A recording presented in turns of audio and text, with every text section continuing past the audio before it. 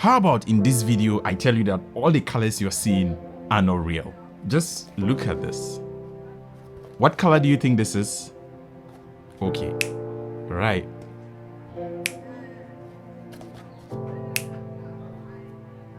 So this is the actual colors. As you can see, this is the raw video you're seeing. The background is actually blue and this is actually green, but I can isolate all these colors and change them to different colors if I want. And all my recent videos, that is what I do. The green background you see in this particular video you are seeing on your screen right now, it's not actually green, it's actually blue. As you can see, that is exactly the same location that I'm currently shooting this video. So just stick and stay with me because this is going to be a very quick one in Adobe Premiere Pro. So here we are in Adobe Premiere Pro. So I've already gone ahead to load the clip here. All I need to do is just go to the color tab. I just come to curves. As you can see, just curves here. Then I go to hue and saturation.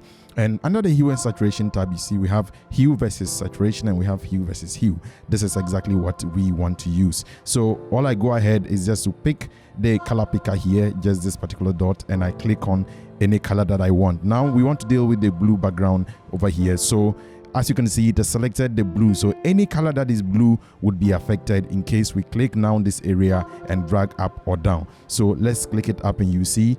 So as you can see, voila, we've already changed the background. And if we drag it down, as you can see, we are changing it to other colors as well. However, if you look very closely, you can see that there is noise in the image. This is because the colors are not even. And that is where the next technique I'm going to show you is going to come in handy. But I like to use this particular technique when I'm kind of just doing run and gun situation, because as you can see, it's very easy. Let me stop this.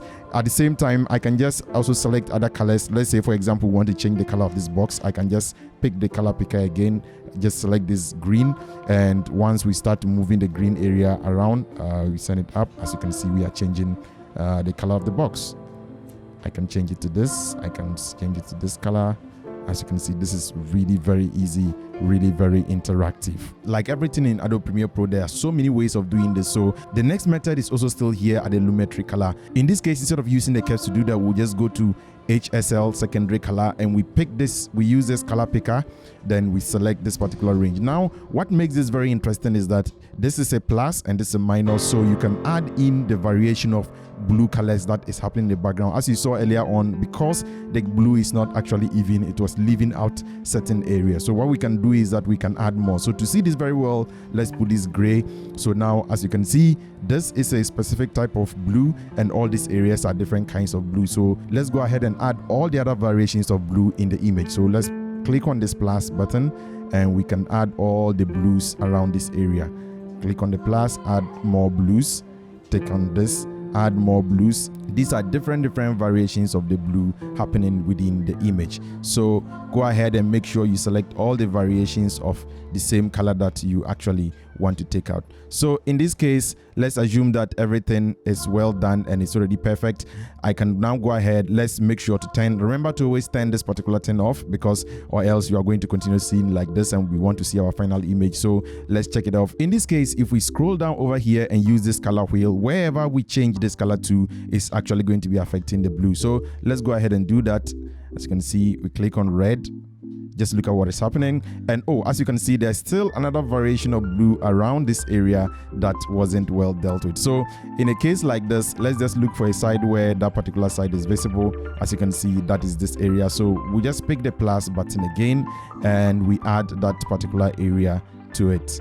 Boom, voila, as you can see, it's been corrected. If we were using the curves, we wouldn't have been able to do this, and that is what makes this particular method unique. And as you can see, there are some imperfections down here, so all I have to do is to click on the plus button again and make sure to add all those particular areas, and it will straight away eliminate them. Let's play and see what we have.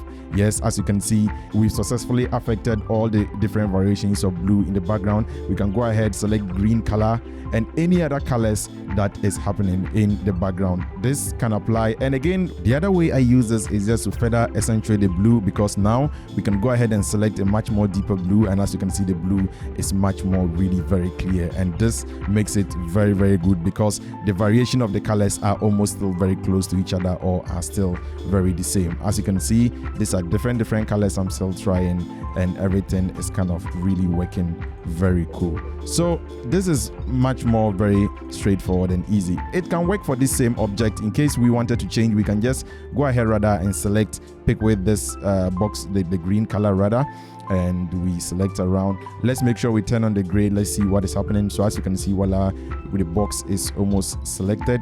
Yes, let's go ahead, add more areas of the box and make sure all the different variations of the green, it's well represented.